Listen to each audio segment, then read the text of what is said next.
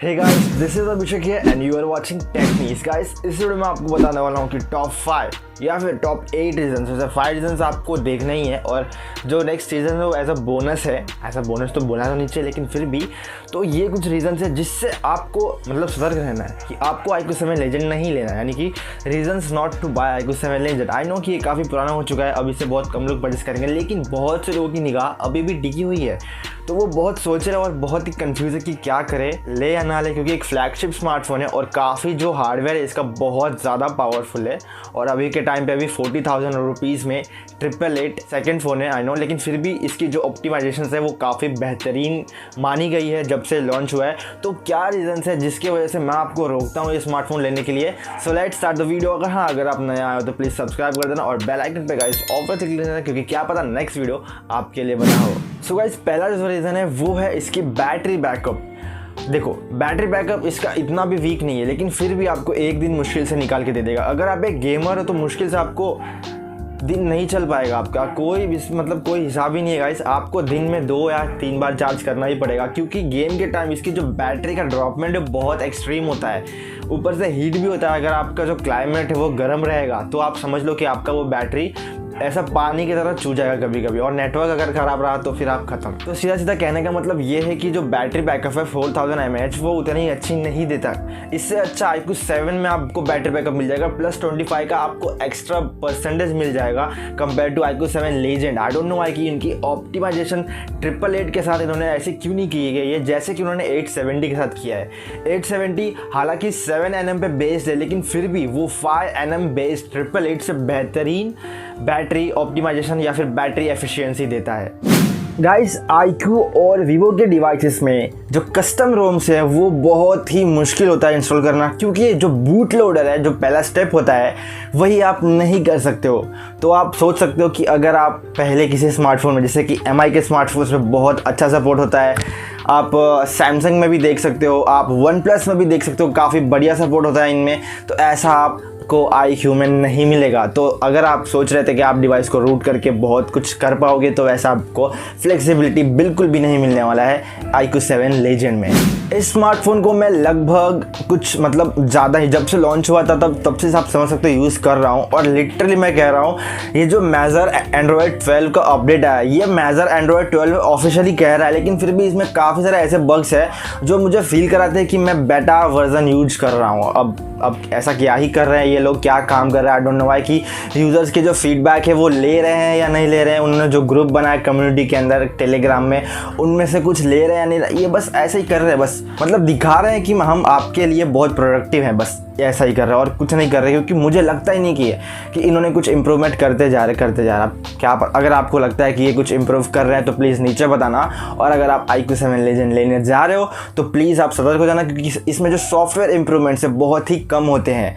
Majorly Android 12 जैसा यहाँ पर बिल्कुल भी नहीं है, ये एग्जैक्टली एंड्रॉयड 11 जैसा ही दिखता है। बहुत सारी चीज़ों में हल्का सा स्टेटस बार इन्होंने चेंज किया है, टुगलिंग चेंज किया, नोटिफिकेशन हिस्ट्री, जो फीचर्स ऐड किए हैं, लेकिन जो UI में इंप्रूवमेंट करना होता है वो तो ये भूल गए हैं। हाँ, कुछ अलग अलग एनिमेशन स्मूथ कर दिए गए हैं, लेकिन यार जो रियलमी, जो MI जो करते हैं ना गाइस, उनमें जो डिफरेंस होता है एक एंड्रॉयड चेंज में, वो बहुत अच्छा होता है। iQOO में वैसा नहीं मिला। जैसा कि आपको मैंने कहा कि इसका जो एंड्रॉयड 12 ऑफिशियल हो के भी काफ़ी सारे बग्स हैं, तो ये अनस्टेबल है। तो आप समझ सकते हो कि अगर आप इतना पैसा पे कर रहे हो तो आपको एक अनस्टेबल एक्सपीरियंस मिलने वाला है एक यूज़र इंटरफेस में। तो आप इसके लिए भी सोच के ही रहना। अगर कोई आपको मतलब ही नहीं है, आप बग फिक्स कर सकते हो। लाइक आप एक गीक हो, आप एक टेक वाले इंसान हो जिसको टेक्नोलॉजी में काफ़ी इन्फॉर्मेशन है, मोबाइल्स के बारे में काफ़ी इन्फॉर्मेशन है, एंड्रॉयड के बारे में काफ़ी इन्फॉर्मेशन है, तो ये आप इजीली हैंडल कर सकते हो। No issues in that. मैं अगर आपको एकदम सिंपल एग्जांपल बताऊं तो ये जो आप स्क्रीनशॉट देख सकते हो, यहाँ पर ये वाले बग को अगर आपको टैकल करना है तो आपको सिंपल रिबूट करना है, ठीक है, और यहाँ पर कुछ भी चारा नहीं है। लेकिन क्या हो अगर किसी नॉर्मल यूज़र को ये वाला बग आए, तो वो तो सोचता पड़ जाएगा ना। अब रिबूट उसके दिमाग में खटकेगा नहीं, क्योंकि उसने कभी रिबूट किया नहीं है, जल्दी करता नहीं है, कभी स्विच ऑफ करता है, तभी जब उसका बैटरी लो होता है, पूरा 0% होता है, तभी उसका स्मार्टफोन ऑफ होता है, अदरवाइज वो हमेशा ऑन रहता है। तो उस टाइम बंदा ये क्या करेगा, आप बताना बताना नीचे कमेंट सेक्शन में विदाउट रिबूटिंग आप क्या कर सकते हो। गाइस अगर आप वीडियोग्राफी के बहुत बढ़िया शौकीन हो तो गाइस स्टॉप। यहाँ पर जो वीडियोग्राफी का एक्सपीरियंस है, वीडियो क्वालिटी का जो एक्सपीरियंस है वो मुझे खास पसंद नहीं आया। OnePlus 7T 8T इनकी जो 4K की जो क्वालिटी है वो इनसे बेटर है, लाइक इससे तो बेटर है iQOO 7 लेजेंड से। यहाँ पर स्टेबलाइजेशन जब आप ऑन करोगे तो वीडियो में जो क्रॉपमेंट होता है वो काफ़ी बढ़ जाता है, तो मतलब वाइड जो रिकॉर्ड करता है वो मतलब मिनी वाइड हो जाता है, मतलब वाइड भी नहीं और कम वाइड कर देता है, तो क्रॉपमेंट है वो काफ़ी ज़्यादा है। स्टेबलाइजेशन काफ़ी अच्छी है लेकिन जो क्वालिटी है वो अच्छा नहीं है। लो लाइट तो गाइस भूल के भी आप रिकॉर्ड करोगे तो बहुत नॉइज़ी आता है, बहुत डार्क दिखता है। आप यहाँ पर लाइव एग्जांपल देख सकते हो, यहाँ पर जो काफ़ी डार्क दिख रहा है। स्टेबलाइजेशन काफ़ी अच्छी, इसमें कोई भी नहीं है, लेकिन ये वीडियो मुझे 4K से हट के ये 1080p लग रहा है। आप बताना कि क्या आपको लगता है कि जो iQOO 7 लेजेंड का जो 4K रिकॉर्डिंग है वो वैसा है जैसा कि बाकी सारे जो फ्लैगशिप या फिर फ्लैगशिप किलर स्मार्टफोन्स के होते हैं। और गाइस यहाँ पे इसका जो फ्रंट कैमरा है वहाँ पर EIS का सपोर्ट भी नहीं है, तो अगर आप व्लॉगिंग करने जाओगे तो व्लॉगिंग तो आपका तभी खत्म हो जाएगा जब आप देखोगे कि यहाँ पर 1080p ही मैक्स है और 30 FPS पे रिकॉर्ड कर सकता है। इस टाइम पे गाइस अगर मैं पीछे जाऊँ थोड़ा सा, मोटो G40 है वो 4K 30 FPS फ्रंट पे रिकॉर्ड कर सकता है, उसकी कैपेबिलिटी अच्छी है। तो आप सोचो कि यहाँ पर कम से कम 1080p 60 तो देना चाहिए था ना। अभी मैं इसी से रिकॉर्ड कर रहा हूँ iQOO 7 लेजेंड से, तो आप बताना कि आपको ये जो क्वालिटी है ये कैसे लग रही है। एक्सटर्नल माइक यूज़ कर रहा हूँ और ये डिफ़ॉल्ट कैमरा है, नो एनी एक्सटर्नल कैमरास मैं यूज़ कर रहा हूँ, ठीक है, कोई भी थर्ड पार्टी एप्लीकेशंस नहीं है। गाइस एज ये एक ऑनलाइन स्मार्टफोन है तो दुकानों में जब आप इसे लेकर जाओगे, अगर समझो कि आपको कोई सेंसर वर्क नहीं कर रहा है, आपको सीधा जाना पड़ेगा सर्विस सेंटर, और सर्विस सेंटर भी एक शॉर्ट है, वो भी मैं एक पॉइंट में ऐड करूँगा, ठीक है। लेकिन आप सोचो कि आपके स्मार्टफोन के लिए कुछ भी अवेलेबल नहीं है, आपको पूरा का पूरा कॉम्प्रोमाइज़ करना पड़ेगा। आपको कवर किसी और के यूज़ करने पड़ेंगे, अगर फिट हुआ तो किसी वीवो के डिवाइस का फिट हुआ तो लगा सकते हो। आपको फ्रंट जो टेम्पर्ड ग्लास है वो भी किसी और डिवाइस का यूज़ करना पड़ेगा, तो आपको कैसा लगेगा ये फीलिंग। आपको हर चीज़ ऑनलाइन ऑर्डर करनी पड़ेगी और ऑनलाइन गाइस काफ़ी कॉस्टली होते हैं।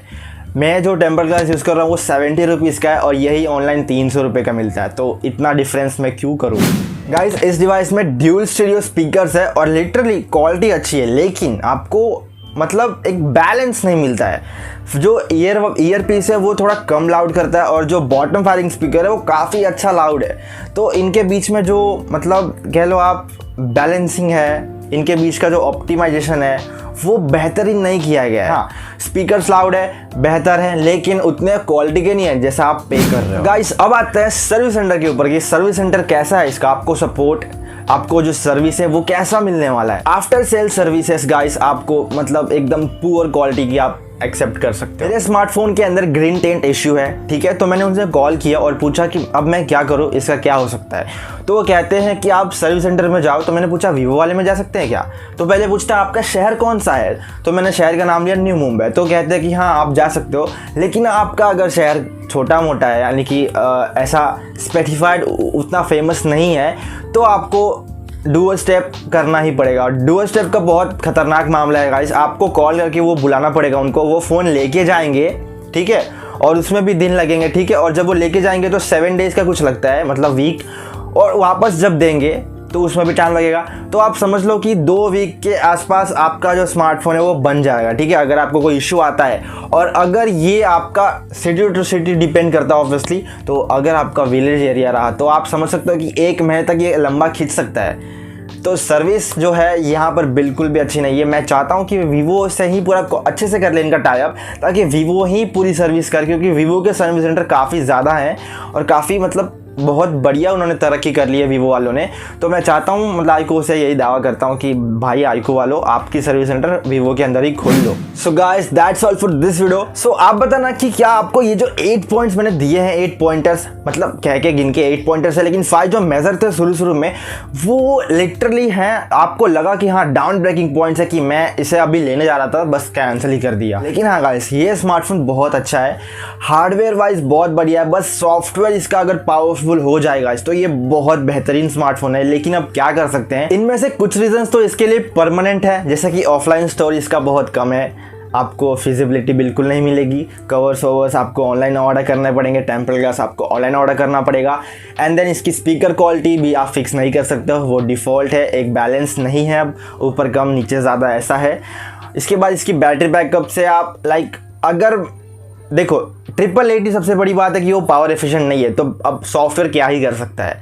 सॉफ्टवेयर अगर फिर भी बहुत कुछ करता जाए, iOS वाली प्रोग्रेस करते हैं ये लोग, तो बेहतरीन हो सकती है, काफ़ी बेहतर हो सकती है। एंड में ये EIS मेंटेन कर सकते हैं, इवन 4K की क्वालिटी बढ़ा सकते हैं, सॉफ्टवेयर इंप्रूवमेंट कर सकते हैं, ये सब इंप्रूवमेंट ये कर सकते हैं, लेकिन जो नहीं कर सकते वो भी आपको मैंने बता दिया है। सो guys that's all for this video. आप बताना कि क्या आपको ऐसे कुछ पॉइंट्स लगे जो मैंने गलत कह दिए। I am really sorry about that. तो हाँ, अगर आपने लाइक नहीं किया तो प्लीज़ कर देना, किसका वेट कर रहे थे आप, कोई आने वाला नहीं है लाइक करने के लिए, आपको खुद से करना पड़ेगा। सो गाइस मिलते हैं एक और नेक्स्ट वीडियो में, बहुत इंटरेस्टिंग वीडियो होगा वो भी। और अगर आपको कोई भी डाउट्स कुछ कहना हो तो प्लीज़ नीचे कॉमेंट सेक्शन में आ जाना। इंस्टाग्राम पे आप टॉक कर सकते हो, नो इश्यूज इन दैट, आप प्लीज़ इंस्टाग्राम पे फॉलो भी कर लेना। So that's all for this video, this was Abhishek, you are watching Tech Knees, signing of.